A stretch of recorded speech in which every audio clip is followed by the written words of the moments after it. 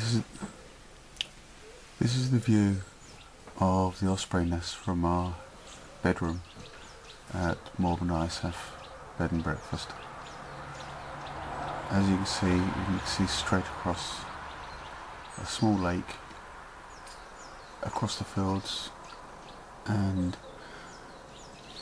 at the moment we can definitely see 3 osprey on the nest, but we can't get close enough to see who they are. Cerist is still missing at the moment, which is still quite worrying. Hopefully she'll turn up sometime today, but we'll just have to wait and see.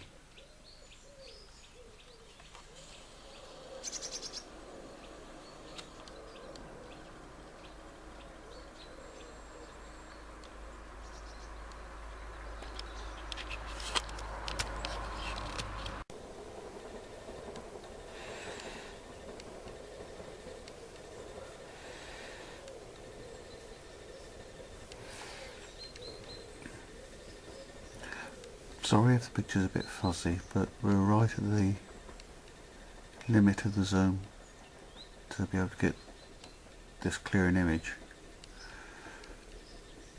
It's also a bit of a grey day, so the light's not the best, but as you can see, there are definitely 3 of the birds on the nest. You can also see the size of Monty's second nest that he's built, which is actually quite huge.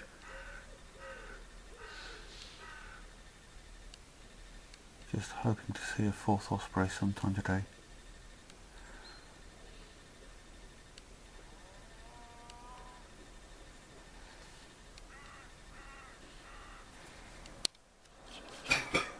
You haven't got very far to come.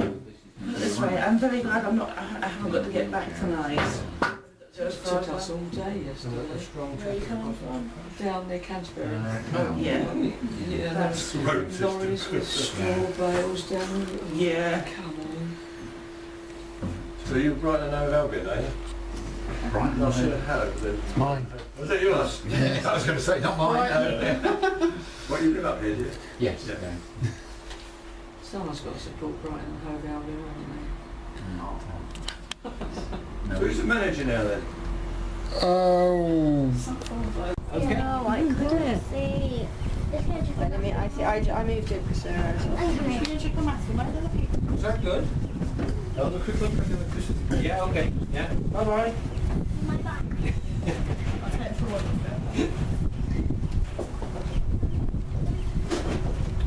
How are your sisters letting you have your way today then?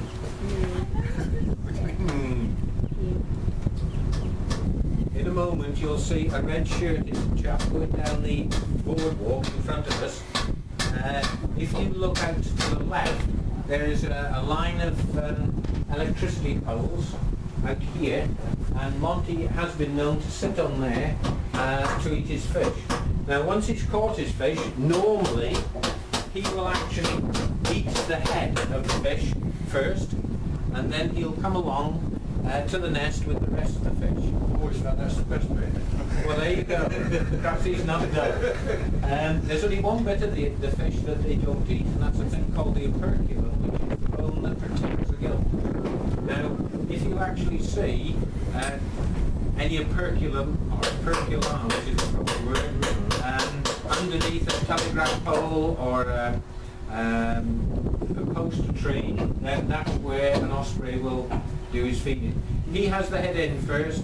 It is thought that he believes that his genes are the most important, so he's got to survive. And then he'll bring the rest along. Usually the female then feeds the youngsters, and she finishes off with the tail end. There's nothing better than seeing an osprey swallow the tail end of a fish. Yeah, that's right. A couple of fins sticking out the side, and all of a sudden, and down. Kind of unnerving. Maybe it was one just moving. Sorry, you learn their behaviour after a while, and so on. He did a super view of Monty catching a fish by the bungalow. That's out by that radio mast. and it actually brings it onto the ashtray, and he's still waggling his tail, and it's a super piece of photography. Just shots of this to the right. Where do they say? Have you been to us before, sorry? Yeah. I was white, let's put it that way. Yeah, that was 4 years, I think. Right, so you know what everything is. Thanks, yeah. These, this is the eldest youngster that's on the main nest. That's itself. Clarach, yeah. That's right. Cerist and Mum are on the top of there. Monty departed probably half, 3/4 an hour ago. Well, where's the fish? Well, that's what we're hoping. Of course, we all thought he was fishing, and then suddenly something turned up. Very often, the trains come into Glesni station and they go both ways into and out of the country. But sometimes when they pass, then there's a double line at Glesni station, and so one train pulls out and the other one then comes in alongside. If that happens, she will still take off the next. It's still disturbed her. After all this time? After all this time. It's still Well, disturbed her. 10 to 6 train almost every day. Yeah. Why, how, what? Initially, of course, we thought that happened. The females wouldn't stay, and that's why they built the second nest over there. Right. That was in 2008 to 2009. Females visited but didn't stay, even though he built the nest. That's as near as we've seen her. Yeah, so It's not good. As I was explaining to this lady earlier, that's the best picture you'll get with that camera at the moment. Now, the the radio mast is over here, so you couldn't get really a good picture of her with that camera, which is the only one that they can pick up yeah, I see. onto the that area. I just wondered if she looked, in good fish. She seems alright. She's still.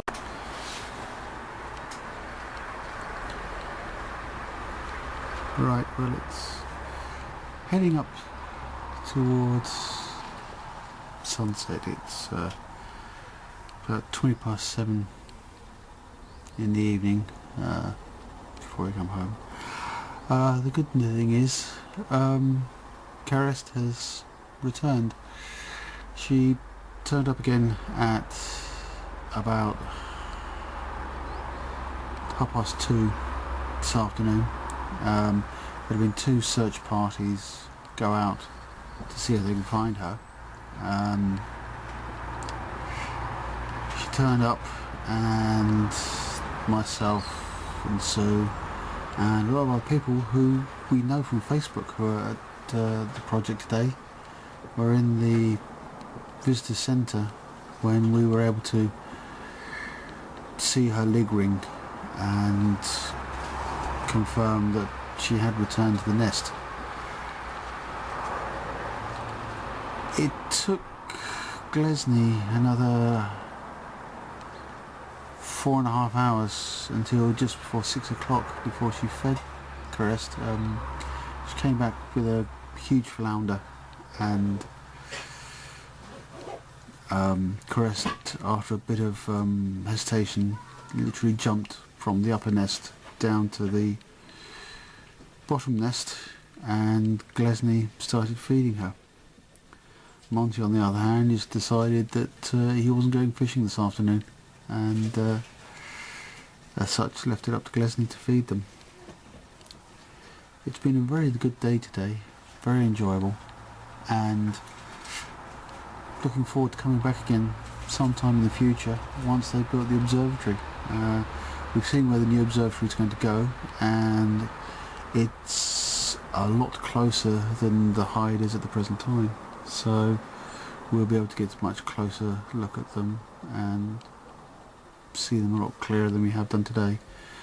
But it's been a wonderful day over there today, and we've thoroughly enjoyed it.